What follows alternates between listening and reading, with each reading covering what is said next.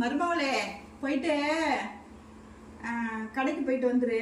நான் அதுக்குள்ள இந்த துணியெல்லாம் துவைச்சி போட்டு வைக்கிறேன். வந்துடனா சமைச்சிக்கலாம். போயிட்டு 1 கிலோ கத்திரிக்காய், 1 கிலோ தக்காளி, 1 கிலோ மாங்காய், இது 3த்தையும் வாங்கிட்டு வந்துரு. நான் துவைச்சி போட்டு வந்துடுறேன். வந்தோன்னா சமைச்சிக்கலாம். சரியா? துணியும் துவைச்சி முடிச்சாச்சு. வந்துட்டாளா என்னன்னு தெரியல. என்ன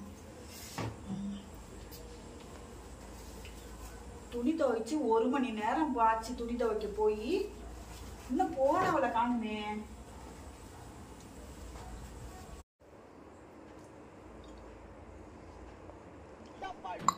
எப்ப போன புள்ள இன்னும் காணும் பாரு. போய் 1 மணி நேரம் ஆச்சு. இப்பதான் வரியா நீனு? இனிமே எப்ப சமைக்கிறது நானு? சரி சரி வா, காயை எடுத்து வை. 2 பேரும் சேர்ந்து கட் பண்ணலாம் காயை. எடு எடு. நீங்க தான் 1 கிலோ வாங்கிட்டு வர சொன்னீங்களே எல்லாத்துலயும்.